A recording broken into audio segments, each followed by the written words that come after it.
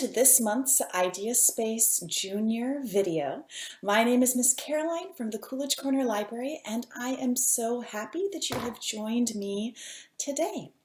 This month, our special ideaSPACE kits are going to be making pumpkin garlands, special for fall. So if you have your ideaSPACE kit that you signed up for from the library and have picked it up, it looks like this, then this video is perfect for you. If you were not able to get a kit this month, or if you simply are following along and want to use your own materials from home, you are welcome to join us. Everything that we have in our kits are very simple and easy to find at home. So welcome. I am so happy that you are all here. Why don't we get started? In your kit this month, you will have received some orange paper strips, some yarn or twine that you are going to be using to make your garland. You will have received 5 green pipe cleaners to make your pumpkins with, and also a sheet of green construction paper. And I have been cutting into my sheet of green construction paper already, but you will have a whole sheet of green construction paper in your kit. Fantastic. So I am going to turn the screen down so that you can see my workspace right here. Okay, so I have my strips of orange paper. I have my green sheet of construction paper. I have my pipe cleaners, and I have my string. So to start out with, you are going to choose how many strips of orange paper you want to be in each of your pumpkins. For me, I decided to have 6 strips of orange paper to make all of my pumpkin garlands. So what you're going to do is you're going to stack all of your strips of paper on top of each other just like this. Then you are going to get a pencil if you want to mark beforehand. You don't have to, but it helps to make little marks so that you know where to aim. And you're going to make a little dot or a line or a marking at each end of your paper strips. Just the top strip on your stack. You don't have to do each of them. Then what you're going to do is you're going to get a grown-up who is with you to get a pair of scissors. And what you are going to have them do is you are going to fold over the end of your piece of paper so that your little line is right across the fold.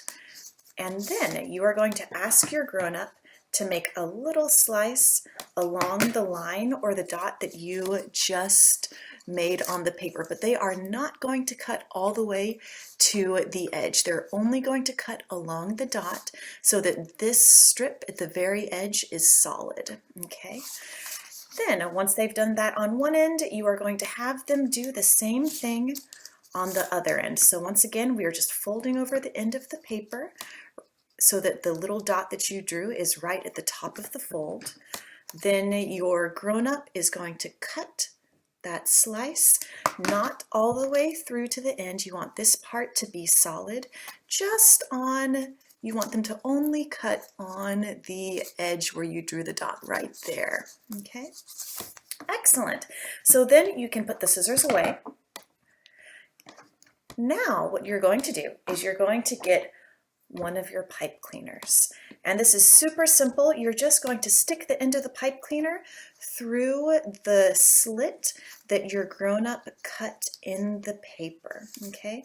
And if this is a little bit challenging, you can always get your grown-up to help you. That is something that grown-ups are very good at. There we go. Okay. And so now I have poked my pipe cleaner through the strip in the paper, and because it's solid on this end, I know that the pipe cleaner will stay where it's supposed to. Now what I'm going to do is I'm just going to make a little ball at the end to make sure that the pipe cleaner will stay and won't accidentally slide out from the strips of paper when I don't want it to. Now what you're going to do, I bet you can guess, you're going to go to the other hole that you made in your piece of paper, and you're going to stick the other end of the pipe cleaner through that hole. And again, you can certainly do this on your own, but if you find that it's a little bit challenging, you can get your grown-up to help you. So just kind of work the pipe cleaner through.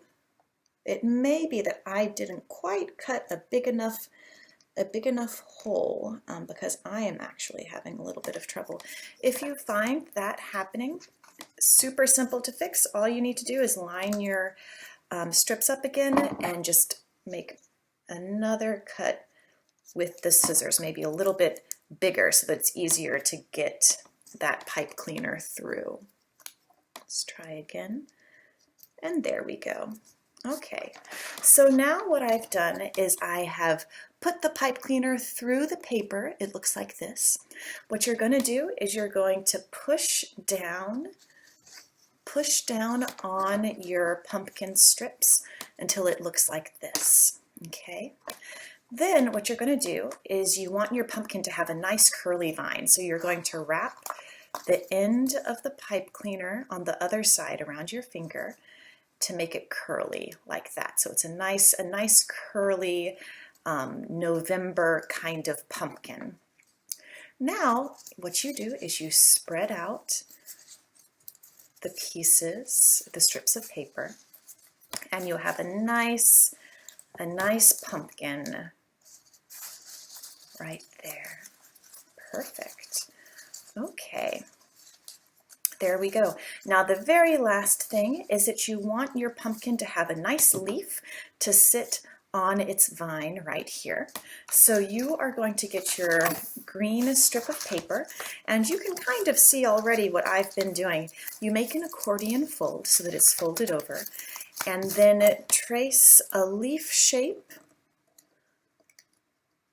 on your piece of paper. Your leaf can be as fancy or as simple as you want it to be. I've made just a simple oval, but you can get much more fancy with your leaf tracing if you would like to.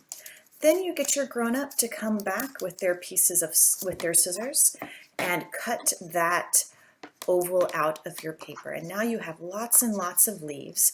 So your pumpkins can have more than one leaf if you would like your pumpkin to have more than one leaf, or you can just make lots and lots of pumpkins. So now what you're going to do is get your grown-up to make a little slit, a little snip in your leaf, just like we did with the strips of orange paper, and you poke your pipe cleaner through that leaf and end up with that.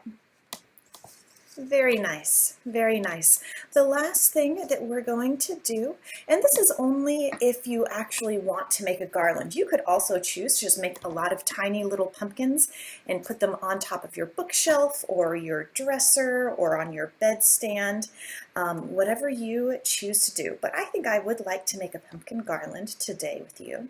So you're going to take your piece of string and twine and just tie a knot around the stem where you want it to fall beyond the twine, just like that. Yay! And now you have the start of a fantastic pumpkin garland.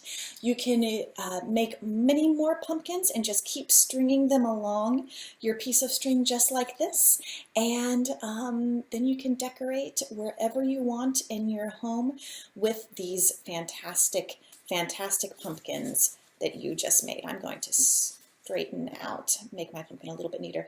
There we go. Now we have our fantastic pumpkin. All right, friends, I had so much fun making with you this morning. I hope you have a fantastic day ahead of you, and I hope you make many wonderful pumpkins. If you are especially proud of the pumpkin that you made, please feel free to put a picture of your pumpkin up on social media, and you can let the library know in your hashtags. All right, have a great day. Bye. Thank you all so much for crafting with us today. We would love to see what you made with your kit, so please feel free to share your project with us on social media using the hashtag #MakeYourOwnStory. We're also so thankful to our sponsors for helping make this project possible. The ideaSPACE program is funded in part by the Brookline Library Foundation and with federal funds from the Institute of Museum and Library Services, administered by the Massachusetts Board of Library Commissioners. If you didn't get a kit this month or would like to craft along with us again, our next reservations will open up on Eventbrite at 7 p.m. on November 19th. From all of us here at the library, we miss you and wish you happy making.